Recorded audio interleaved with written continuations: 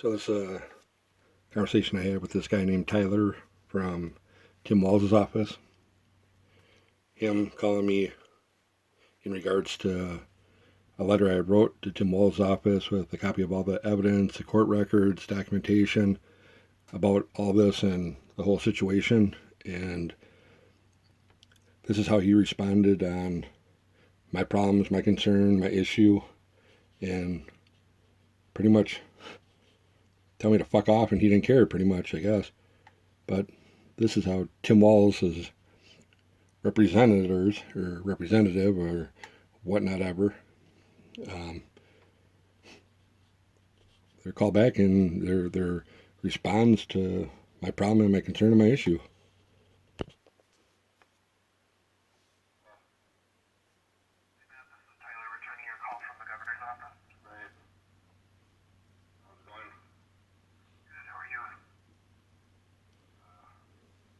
I guess. Yeah. Yeah, I wanted to connect with you about the letter you had sent us. See if there was anything our office could help with. Okay. Yeah, it'd be appreciated because I mean, the kind of more this goes on, it's just festering into more and more, and now it's turning into like legal problems for me and. I just had court on Monday, and now I gotta go again on the 2nd, and then again like on the 14th now, because like they don't want to look at it or deal with it because people involved, and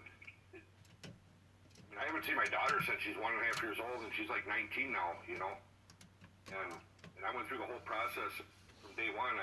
The right thing, filed the papers, and I had court-ordered visitation, and she wouldn't bring the kid, and file papers and try to get the court to force her to, and one time in any paper, did they even tell her, like, you gotta make the kid available, he's got court order rights, and never forced her or nothing, and I gotta go back and file papers again, and then they said I was being vindictive.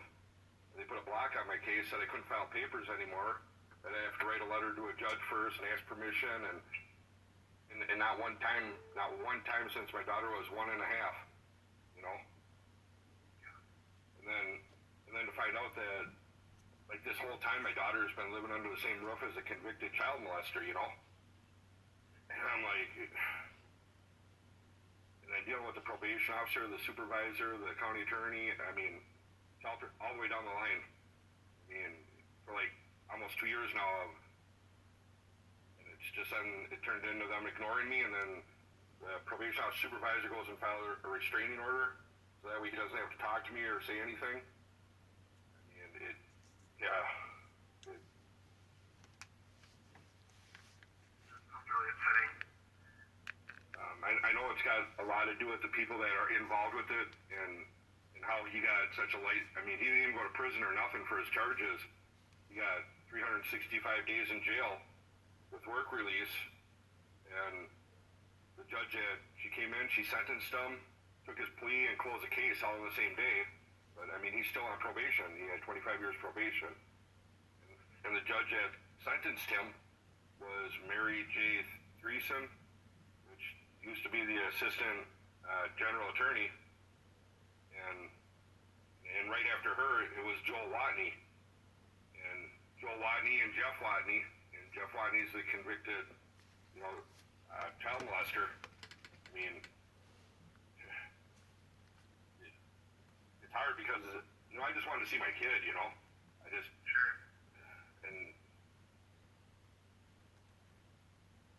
no, I think you mentioned your daughter is almost 19, you said? Oh, she's 19 now. Yeah. Oh, she's 19 now. Okay. So I'm assuming there's not any current open child protection case or anything with the county. No, now okay. Right before my daughter turned 18, my ex wind up filing a restraining order, including my daughter with it, just to drag it out like another 2 years for me to see my kid.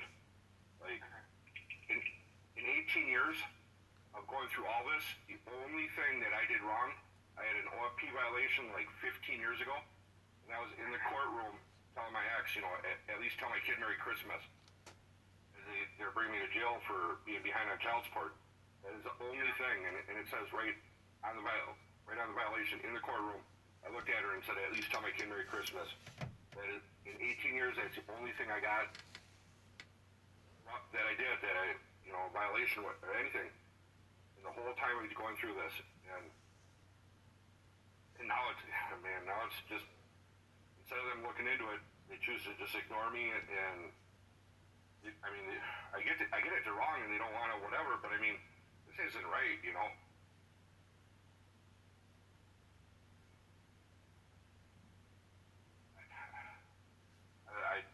I don't know what else to do. I mean, I certainly understand your anger, and I can't imagine how heartbreaking that experience has been over such a long time. I mean, the more it goes on, I mean, it's harder for me than, like this long of not seeing my kid and everything. Like then I had to deal with like my ex going into my medical records while she worked at the hospital there in St. Paul Regions. 3 different times wound up going to my medical records, copying them off, and I couldn't even do nothing. I went and tried filing charges at the St. Paul Police Department. I kept pushing the issue, and they wouldn't do nothing about it. Straight letter from Health Partners, straight from them, and I got a copy of all the records she copied off. I mean, it was plain as day, like a letter straight from them, showing them that what she did. Sure. And they wouldn't even do anything. I couldn't even believe that. Yeah. I don't even know. I mean, I hear how upsetting this has been, and how you're wanting to see some accountability. Our office is not able to intervene in any individual legal cases or matters, but I know you had spoken about some concerns with the judge, so I could provide you with the contact information for the board on judicial standards, where you would be able to file a complaint. I've done that. I mean, You've done that already? I've done like just about everything you can think of, and like I say, no one wants to do nothing or really. I mean, I've dealt with the Hastings Police, the Burnsville Police, the South St. Paul, the Lakeville. I mean, I did. I mean, everything I could possibly think of, and now it's like they just choose to ignore me, and I can't do nothing. And all the way up the line, their supervisor. I mean, I got a copy of his paperwork. I got a copy of his court orders. He wasn't even supposed to be around kids. And the judge still ordered no contact, period. And then a couple months after that, they moved in together, and my kid's living with them. And the probation, everyone knew about it, and no one wants to say nothing or do nothing because of the judge had sentenced him in the connection with Joel Watney and Jeff Watney. I mean, I don't want this to get any more out of hand, and I don't want to have any more problems for myself. But as a parent, I mean, I'm not going to let that go, you know what I mean? And I told her from day one, like I documented all my conversations with them all the way down the line. So I mean, there's no miscommunication on any of this. This is straight fact, me talking to them, and I don't want it to get any worse, and I don't want to make problems, and I don't want to get in any more trouble, but absolutely, as a parent, will I never ever allow finding out that my kid's been living with a child molester, I mean, it's just ridiculous. I mean, I just can't. I'll never be able to live with myself unless I stand my ground on it, Yeah. I just don't. If you have continued concerns about your daughter's safety, there's an organization called Day One Services that does a lot of support for people surrounding sexual or domestic abuse. I mean, we're past all that. My kid's now 19, okay. and sure. I contacted them back when my daughter, before she turned 18, when I found out. Right. And ever since that point on, this is like how it's escalated.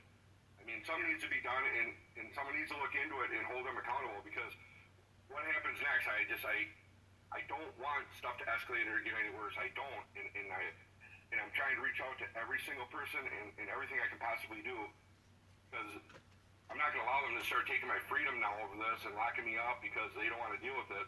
And their way of dealing with it is by putting charges on me and to make me look bad. If that's how it is, then I can't, you know what I mean? absolutely right. Sorry that we're not able to provide more direct support. There's a couple like legal information and other legal resource entities or organizations that our office will direct people to for individual legal matters. Would you be interested in me sharing any of that with you? What is that? There's two. There's one that's called Legal Aid for Minnesota, and then there's also another one called Law Help Minnesota. Legal Aid, where you go to meet with someone for a half an hour and they give you advice. Like I've been through all that. I ain't got money to go and buy that. You know, it's like if you ain't got money to go pay for some attorney, you just got to take it. But you got to understand, I'm a father, and I find out about a convicted child molester around my kid, and I'm not gonna. You got to understand, I'm not gonna let it go, and I don't want. You understand? I don't, and I'm trying not to. But if I have to, I will. And that's all there is to it. And I will take it to any extreme I have to make my point, whether I die or not. Because they've taken everything from me from day one going through this.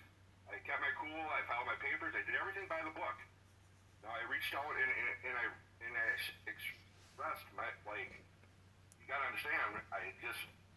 It's not gonna be blown. And I mean.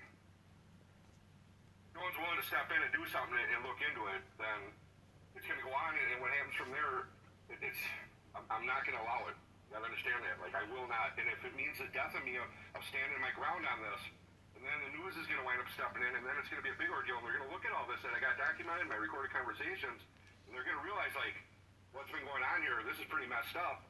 Why wasn't something done? Why didn't they do their job proper? And that's what it's going to come down to. If they do not want to do anything, or not, if nothing's done, or you know,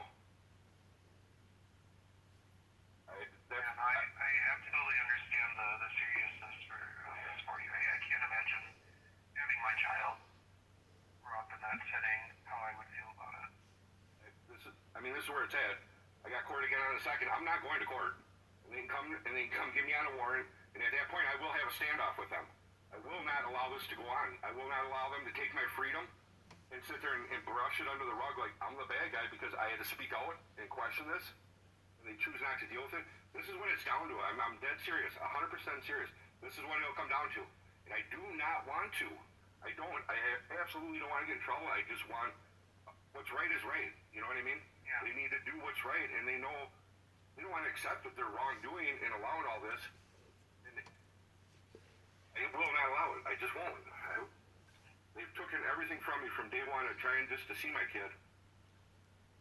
And like 18 years later, I can't. I'm sorry, I won't. And that's what I have to do. If I have to stand my ground, then I have to stand my ground. Because I guarantee you then the news is going to get in, and it's going to be a bigger ordeal than what it already is. But I'd rather deal with it so it's not a bigger problem, and that's what I want to do. And I've tried all along. I mean, if no one's willing to step in, then the next is going to be heard about it on the news. That's where it's at. I mean, because I'm going to stand my ground. I just won't allow it.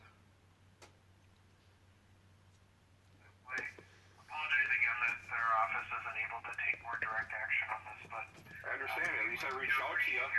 I recorded my conversation with you. I will post it online with everything else. I recorded our conversation, and I'll post it online with all my other stuff on my YouTube channel to show that I expressed myself all the way up to the governor's office, plus with the county general attorney, whatever, all the way down the line. Like I said, I documented every single thing I went through and had to deal with all the way down the line, and it shows straight fact. Now I reach out to you. Now let's say something does happen down the road, and let's say we just had this conversation. They're going to go back and they're going to listen to this conversation you and I just had. When I'm expressing all this to you, you got to understand that. You got to understand that. You probably want to go down. You probably want to go on my YouTube channel and look it up under Matthew Becker. And you'll see over 130 some things I've already posted of my recorded conversations, my documentation of everything. You probably want to look at that before you make any choices any further. Because, like I said, this conversation as well will go on there, how much I've reached out and tried everything I possibly humanly can. And this is, you know what I mean? Maybe you want to look at that or pass it up the ladder and have someone else start looking into it because I'm serious. That's where it's at.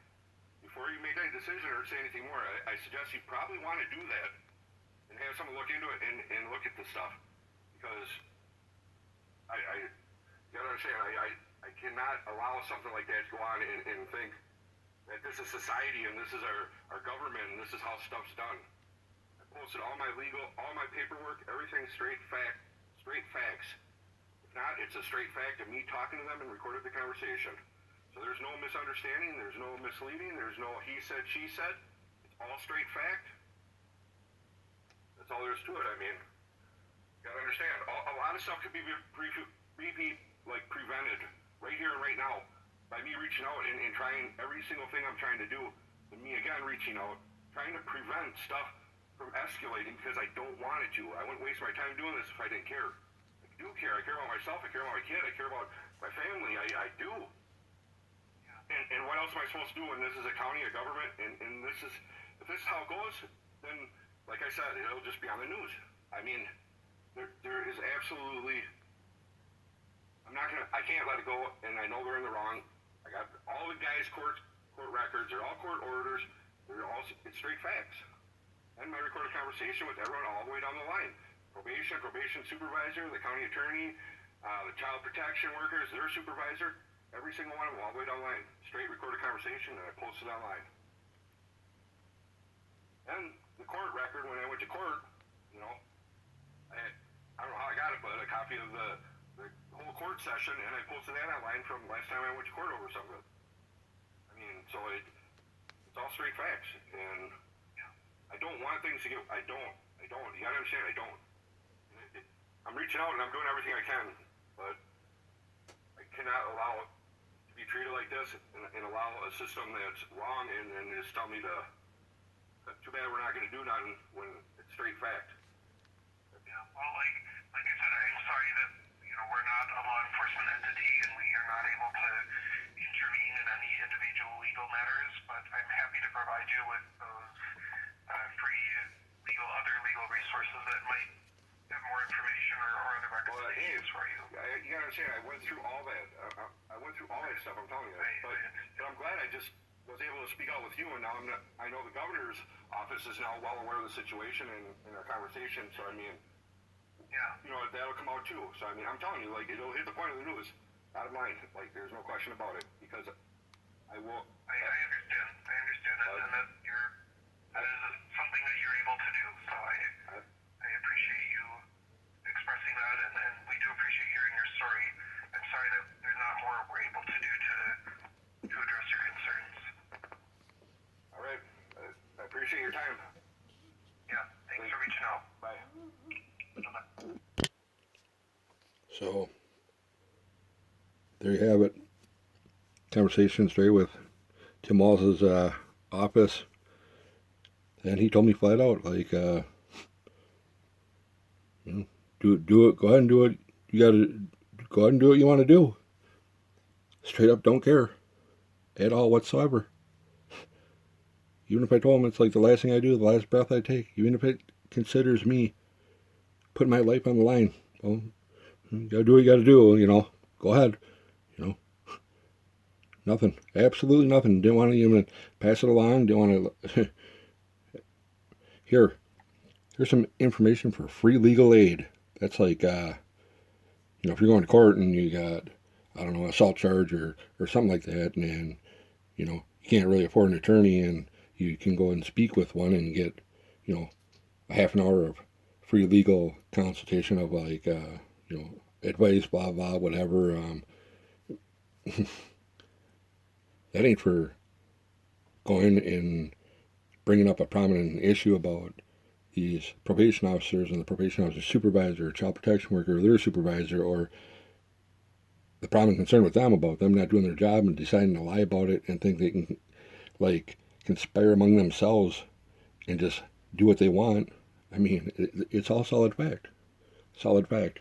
And then for him to sit there and tell me they can't do nothing about it, they can't, really? Every single person I dealt with, every single person I talked to, I don't know who you talk to, I don't know who you'd call, I don't know. All these motherfuckers that don't know shit, how in the hell do they even solve any case, you know what I'm saying? But this conversation I had from Tim Walz's office was about a year ago, and I was able to keep my cool and push it and do as much as I could before it got any further, I made sure, like, I did everything absolutely I could humanly think of, possibly before there was nothing else. And what else could I do? And that's it. I mean, now you're talking like me already being thrown in jail for 3 months for recording a court proceeding and posting it online to show fact.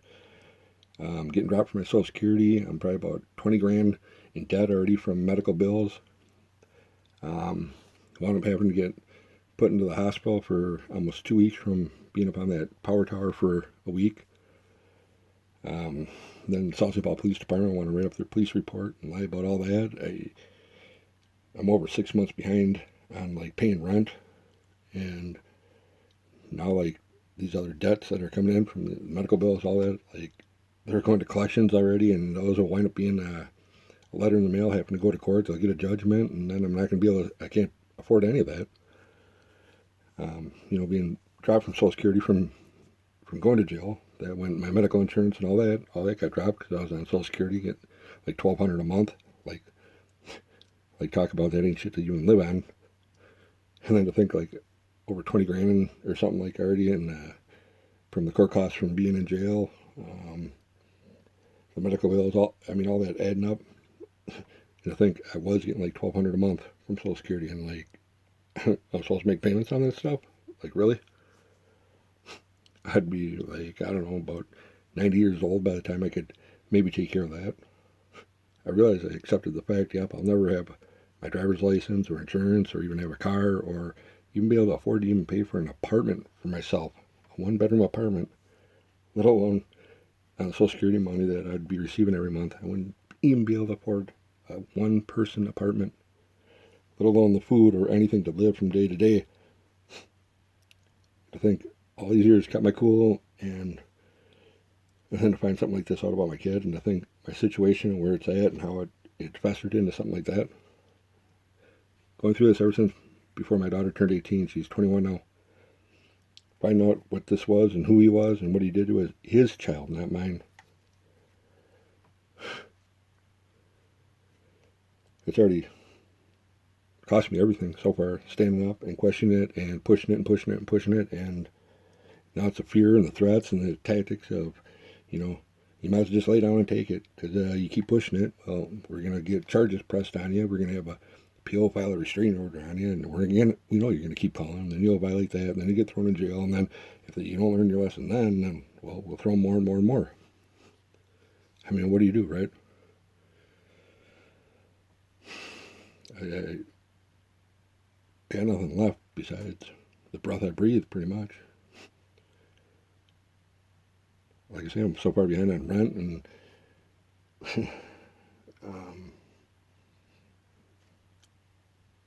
yeah, they're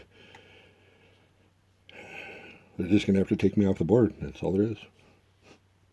And at that point, definitely they'll have an investigation. The BCA will come in, they'll investigate it, and find out like what's going on, what was the problem, what happened, what occurred, what was, and then go back and they can look at all this and be like, what the fuck, every one of these people all the way down the line was aware of that, and boy, I really expressed it and told them flat out. Told this guy, even from Tim Walz's office, numerous times I explained it to him and explained it in a different way, another way, but whatever. Who cares what I do or what I mean, they don't care. They don't care.